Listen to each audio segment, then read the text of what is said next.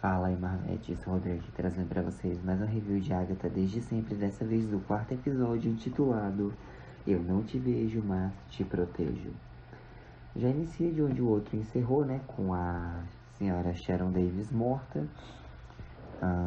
O jovem começa a meio que cavar, né, uma cova pra ela. E aí as bruxas estão lá, né, debatendo, discutindo sobre a situação. Principalmente a Lilia e a Jen, embora elas meio que se compadeçam, né, com a Alice, porque ela perdeu a mãe e tal. E aí a Alice acaba dizendo, não, a minha mãe, ela não morreu no caminho, né, ela morreu no incêndio. Aí elas perguntam, peraí, então, o que você tá fazendo aqui se não veio procurá-la? E a Alice explica, né, que a mãe dela, Lorna Wood, costumava falar que o caminho a salvaria, né? E aí, beleza. Ela vai ajudar o jovem a cavar a cova lá pra senhora Davis, né?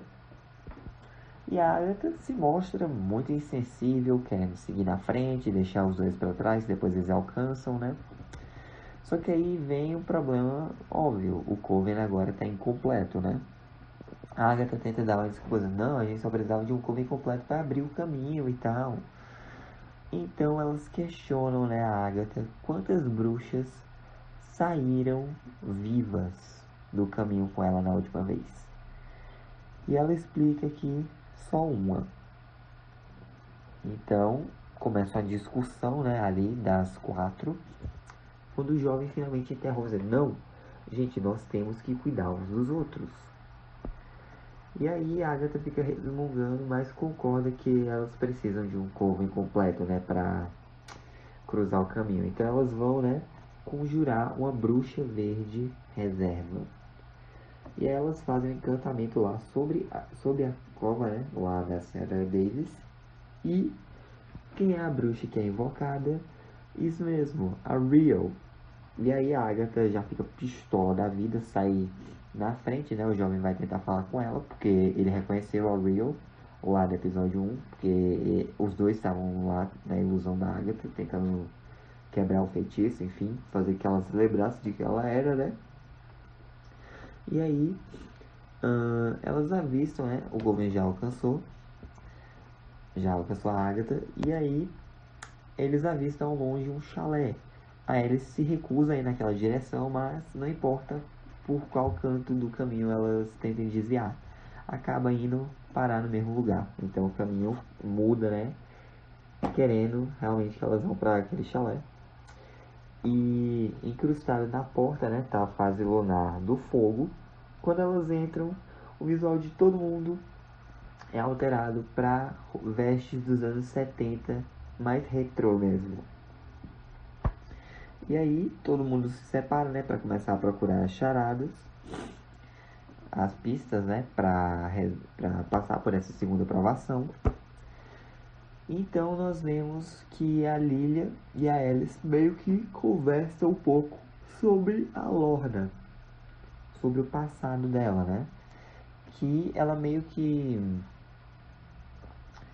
tava tentando achar, né, abrir o caminho com a turnê dela e tal. Inclusive elas estão olhando para uma foto que foi tirada 2 anos antes dela morrer. E aí a Lilia começa a ter um monte de visões, né, do futuro, de forma esporádica e aleatória, que nem ela fez no primeiro, segundo e terceiro episódio dessa série. Enquanto isso, a Agatha e a Real estão lá dentro de uma cabine de som e a Real tá fazendo questionamento, né, tipo, qual é a do moleque, quais são as verdadeiras intenções da Agatha, né? Ela tenta desviar o assunto dizendo, ó, é o seguinte, aqui tá me lembrando um pouco os velhos tempos, porque a gente não faz que nem na Suíça, né? Ó, vamos lá. Eu sei que você tá se coçando pra me matar, mas espera mais um pouco até eu recuperar meus poderes. Vamos fazer uma trégua, por enquanto.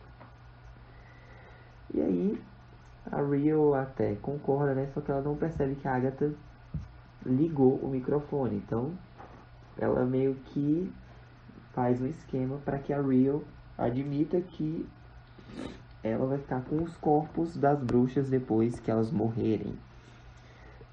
E aí a Agatha diz, não, não acredito nisso, você não vai mexer com o meu coven e tal. Ela faz o papel de boazinha, enquanto a Rio é taxada como a vilã, né? Tipo, as bruxas ouvindo no alto-falante. A Rio percebe que foi uma armação da Agatha. Enfim, o jovem acaba mexendo lá num disco que tá de trás pra frente e meio que se parte, né? A luz da sala fica toda estranha, fica vermelha. A Alice começa a juntar os pedaços e vê que o disco que foi quebrado, que estava tocando ao contrário, é justamente a balada do caminho, né? A versão da mãe dela, a versão da Lorna Wu, que é a mais famosa. Então, tipo, como as luzes do lugar estão meio que mudando, né? A Lilia deduz que eles foram amaldiçoados. Então ela começa a sentir o corpo dela queimando. A Alice é a bruxa lá de proteção, né? Então ela pega a adaga da Rio e desenha um círculo de proteção em volta da Lilia, que fica normal. Então, basicamente a única forma de pararem a maldição é enfrentando ela. Ela também faz um círculo em volta da Jen, que também sente o corpo queimar. Então elas notam que no ombro, tanto da Lilia quanto da Jen, tem marcas em brasa de queimadura, né? E aí que tá. A Alice também tem essas marcas. E elas percebem que não é uma maldição qualquer, é uma maldição que passa de geração em geração, né? E o jovem meio que deduz que a solução para isso, ele, a Agatha, enfim, eles deduzem que a solução para eles combaterem a maldição é justamente a Alice tocar a balada, né? Juntamente com o Coven. E aí surge um monte de instrumentos ali, cada um vai para uma área. A Lorna fica, a Lorna não, a Alice fica meio assim, né, não querendo ir. Porque afinal de contas, eles já tocaram a balada para abrir o caminho. Só que a versão da Lorna tem uma letra diferente. E aí a Alice admite que realmente essa versão é um feitiço de proteção que foi meio que lançado nela, né? E aí beleza, o Coven forma uma banda, começam a tocar a versão da Lorna Wu, da música, a sala começa a meio que pegar fogo, né? E a Agatha tá lá, insistindo que todo mundo continue tocando, mesmo ela sentindo que o corpo dela tá ardendo, e começa a funcionar. Tipo, ela para de sentir ardendo. E aí, né, beleza. A gente percebe que a música não foi só um feitiço de proteção para a Alice, mas também para as outras, né? Porque elas não estão sentindo mais os efeitos. Só que aí que tá. O jovem teve uma hora que ele foi jogado pela janela, né? Na cabine de som, ele se machucou. Então, quando ele estava tocando, meio que um dos estilhaços, uns pedaços de vidro, tava perfurando nele e ninguém viu. E ele ficou pianinho, né? Então é quando a Alice enxerga essa coisa aqui linda, né? Que é nada mais nada menos do que a maldição. E ela sente que consegue matar, né? Então ela vai cantando com gosto. Ela meio que lidera essa parte, né? A maldição tenta atacá-la, mas não consegue. Pousa nos ombros dela e evapora. Então o piano se abre, né? A tampa dele, revelando a saída. Elas conseguiram passar pela segunda aprovação, mas o jovem começa a sangrar e tá perdendo muito sangue, tá desmaiando. A Agatha fica muito preocupada, elas o levam pra saída, né? E aí a Jenna, ela meio que faz um feitiço lá, né? Prepara uma poção, uma coisa de cura, para que o jovem fique bem. E dá certo, começa a cicatrizar. E aí, beleza. A Agatha tá lá, do lado do jovem, né? Enquanto as outras estão meio que conversando, se enturmando, fazendo amizade. E a Jane revela, né, que além de bruxa das poções, ela também era uma curandeira e parteira. Mas ela acabou caindo numa armadilha e por isso que ela perdeu os poderes. Ela não sabe muito bem como rolou, mas aconteceu, né? E aí o jovem acorda, ele nota, né, que a Agatha tá meio preocupada e ele pergunta se foi ela que lançou o sigilo nele. Ela disse que não, mas mesmo se tivesse sido, ela não conseguiria se lembrar, pois afinal de contas o sigilo esconde a identidade da pessoa, né, que está com ele, esconde até mesmo de quem lançou o feitiço. Então, mesmo que tenha sido a Agatha, ela não lembraria. Ele pergunta se dá para retirar o sigilo. Ela explica que não, pois os sigilos eles não são retirados, são destruídos. E normalmente só quando mais precisam. Mas afinal de contas, você não precisa saber o nome de alguma pessoa para saber quem ela é, né? Então, ele notando que ela está bem preocupada, pergunta o que aconteceu com o filho dela. A Agatha só ignora a pergunta, vai embora. E as bruxas estão começando a falar sobre as cicatrizes de batalha de cada uma. A Agatha mostra uma, acho que é aqui do lado do abdômen.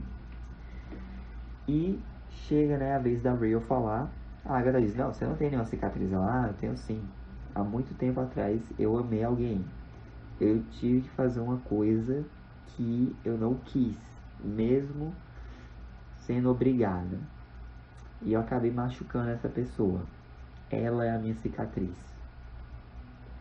E aí a Agatha levanta dali, né? Já dá pra se tocar que elas eram um casal no passado. E que a Agatha é a quem a Rio estava se referindo. Aconteceu alguma coisa ali. E a Rio decidiu ir atrás dela. Só que antes a Lilia diz, ei, eu não esqueci que você falou lá na cabine de som, hein? Tô de olho em tu. Tô de olho em você.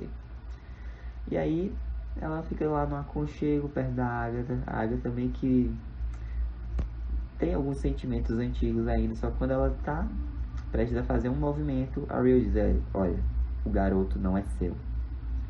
Então a Agatha se afasta, né? E vai embora. E assim se encerra o episódio, que foi dirigido novamente pelo Rachel Goldberg, né? Bom, gente, teorias. Muito provavelmente a Agatha crê que o jovem possa ser, né, o filho dela, o Nicholas Scratch, que nós já vimos um troféu lá na casa dela durante a ilusão, né, no primeiro episódio. E provavelmente a Rio sabe disso e tem algum envolvimento a respeito na história, mas só vamos descobrir isso mais pra frente. Mas é isso, essa foi a review, espero que tenham gostado. Deixa um like, se inscreva no canal, ative o sino para não perder nenhum vídeo de novo. Fiquem com Deus no coração, Jesus te ama, um forte abraço, até a próxima e falou! Oh, I'm gonna do this on my own. No point in blaming you, you did not know. Oh.